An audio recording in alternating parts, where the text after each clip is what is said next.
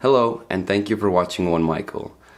The topic that I want to talk about today is a pretty emotional one for me. It's something that has had a lot of hold on me in my lifetime.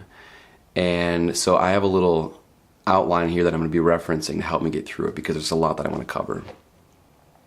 So on the spiritual path, teachers are going to show up for you in a multitude of ways, okay? Sometimes there are certain individuals that will be providing more deliberate guidance than just your normal spiritual teachings that happen with everyday people around you. And these individuals that provide more deliberate guidance help us to uncover our true self and give us tips and techniques to foster a more pure connection with spirit, God, universe, our true experience. Now, I've worked with so many amazing teachers and mentors over my lifetime, and I'm so grateful for them. And I would never be who I am today without their wisdom. But the reason I'm creating this video today is because right now I'm currently grieving the disconnection from a teacher who was extremely influential to me, but also inflicted a bit of harm in not allowing me to own my true voice fully. Basically, whenever I tried to speak up to this person, they became incredibly defensive and tried to shut me up. And most recently, as I've been creating more videos for my YouTube channel, this person has been calling me a fraud, a phony, and spiritually inauthentic. Now, this has been particularly traumatizing to me because I trusted this person for so long in acting as a mirror for me to help me see myself more clearly. And to help me let go of all of these oppressive voices. And so it's really confusing when, as a byproduct of a teacher's teachings, I come to uncover my true voice, and it's not something that the teacher likes. That can be a really confusing thing to encounter. Basically, when a teacher is giving you these teachings, but they're not able to take a taste of their own medicine, it's a really conflicting thing to try to move through. So why does this happen? As I mentioned in my video yesterday, a lot of times we can become over-identified with the roles that we play in the world. And the same thing happens with spiritual teachers. Some spiritual teachers haven't gone through the work to uncover their true wholeness, and as a result, they cling to a certain role as being a spiritual teacher in order to give them a sense of importance, which is actually masking the idea that they don't feel like they're enough inside, deep down. And what happens is when a student starts to trust themselves, once they start to heal, sometimes a teacher can become very insecure if they feel that they're no longer needed. Now, ultimately what happens is if the student doesn't speak their mind fully and isn't owning their true voice, they're keeping both themselves and the teacher hostage in a sort of role play situation that is not serving either one of them. And that's why friction and tension and dissonance can occur. Now, some teachers, just like any of us, have experienced a lot of trauma in their body, in their emotional body. And as a result, it can cause the teacher to disconnect from their emotional body and just live purely in like a spiritual teacher plane. That energy and the trauma still exists, but there's like a disconnection in their sense of identity. And so what can happen is because they're not fully integrated, the spiritual guidance that they're providing can be a mixture of true teachings and these projections that are coming from a place that they're not acknowledging or integrating. So why are you having this experience with this teacher in the first place? Ultimately, I think the reason that these teachers show up for us is because we're longing for someone out there to show us the path. We're longing for someone out there to show us the keys. We want someone to show us what to do.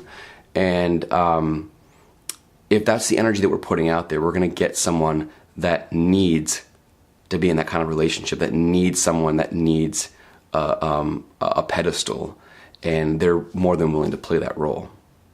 So if you're questioning whether the relationship with your spiritual teacher, guide, or mentor is a healthy one, if you feel like there may be some toxic energy at play, I'm going to give you a few signs to look out for that may help you in deciding what to do next. Number one is distance and power. I truly believe that all of us are here on this planet to learn and to heal. And I don't think that anyone out here is completely done. And if they are, I don't think they would even have a way of knowing it. So I'm very hesitant or skeptical when someone says that they are at a place of enlightenment or completion, and they create kind of a level between where they are and where you are. That really doesn't resonate with me fully. I believe that everything here in the universe is a state of continual growth and expansion. It's a continual process. So to me, the idea of levels and the idea of that I am here and you are down there just perpetuates our attachment to linear time and this addiction to try to create a future version of ourselves that is better, which is really preventing us from doing the healing work that's here right now for all of us here on this planet. Number 2 is shame and fear. In this example with this teacher that I recently disconnected from, there was a tremendous amount of shaming that was happening. When I was stepping into my true voice, I was being met with this person's projection of shame onto me to make me shut up. A healthy spiritual teacher should never be implementing shame. There's no place for shame. Spirit doesn't use shame. In fact, the entire purpose of spiritual healing is to release ourselves from the mistaken belief in shame, which actually doesn't have power, but we give it power through our own beliefs. Now, I definitely think that there are different types of energy in spiritual teachings. Some of them are a bit more gentle, yin types of energy. Some of them are a bit more forceful, yang energy. And I think both of them have a place for sure. A lot of times when our ego identities come to the surface, they need to be met with very strong energy. But beneath that should be a blanket of unconditional love, and that should be able to be felt. So while a spiritual teacher or guide may come at you with very strong language, the purpose of it should only be to pierce through a surface level of ego that is preventing you from healing. And it should never come in the context of shame. It should basically feel like tough love. Okay, number 3 is asserting importance. So again, this goes back to the idea that who we all are is perfectly whole. And so we don't need to subscribe to some external concept in order to feel whole.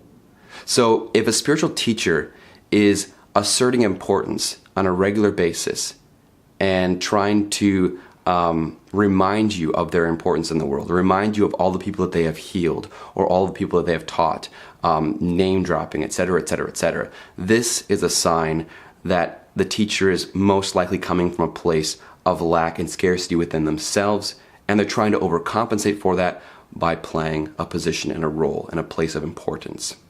The truth is that real spiritual messages come through as a channel, as us being a conduit.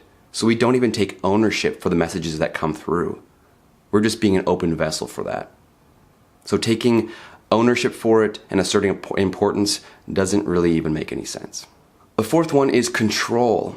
A healthy spiritual teacher should never make you feel like you have strayed from the path or that you are not living up to your full potential because you're not continuing to work with them. A healthy spiritual teacher knows that only you know what is best for you, and they cannot know that. A healthy spiritual teacher's ultimate job is to facilitate healing for you so that they are no longer needed. Their job is to reflect back your own personal power. Number 5, again, the inability to drop roles. Watch out for a spiritual teacher that is overly attached to using terms such as I am your teacher, I am your guide. There will definitely be an implied role that will be played sometimes, but you should be able to see beyond the surface role with that person. You should be able to see their own humility, their own vulnerability. That's really important for your learning process, to be able to see that person on an equal playing field beyond the roles you may be playing in the context of your teaching learning situation. Also, I think that a healthy spiritual teacher should be able to flip sides and acknowledge when they're playing the student, because ultimately a good spiritual teacher is learning constantly from your engagement with them. A healthy spiritual teacher can acknowledge that learning and teaching is a two-way street. It should never be a one-way operation. And number 6 is spiritual gaslighting. This is one that I think can be the most traumatizing and confusing experience. This is when a spiritual teacher uses psychological means to make you question your own sanity and your own truth. Again, it's another form of control. You may walk into a meeting with a spiritual teacher wanting to share something that feels really true to you, and it may even cause you some fear and anxiety to bring this up in relationship. And so when you do that, you're met with not connection, but an intellectual response that causes you to actually question your own truth and your own connection.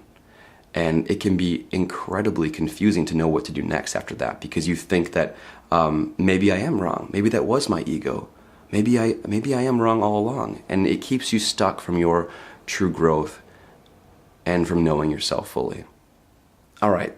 And along those same lines, I think the best way to test out a student-teacher relationship is to recognize where you have discussions in your mind about this person that you're not willing to talk to them about. A healthy relationship means total authenticity, total transparency, and you should be able to, without fear, present to them the concerns that are happening on your mind without being afraid of a backlash. Because if you're speaking your truth to someone, and even if it doesn't resonate, it shouldn't cause an emotional reaction. And if it does, you can know that that is projection 100%. No healthy spiritual teacher will react to your truth with shame. Now, as a reminder, ultimately, teachers are just people. They're imperfect works in progress just like you. So, as with anything else, just take what resonates and throw away the rest. Even if it's only 20 or 30% of their message that really resonates with you, that's fine. You don't have to create a story about what that means about that person. Take the message for what it is and walk on in your life. Now, I'm sharing these tips today because I'm so tired of giving my power away to teachers. And I have been lucky to recently have amazing friendships and mentors that have been meeting me on an equal playing field and have been providing guidance without any of the bullshit. It's been beautiful. I've been able to really step into a place of empowerment without feeling like I owe someone anything in return. It's been wonderful. These have been really healthy relationships, and it's shown me where in the past I've compromised on myself by allowing people to control me as a form of codependency. So if you've stumbled upon this video and you feel like maybe you're in one of these relationships that feels unhealthy, I just encourage you to trust yourself fully and stand up for your true voice, knowing that you are not wrong for doing that. And if you're receiving backlash, then that's not the right relationship for you, perhaps. Thank you for watching. I hope this was helpful. If you have any questions, feel free to email me, comment below. Please subscribe if you liked this video and you want to see future updates, and I will see you soon. Take care. Namaste.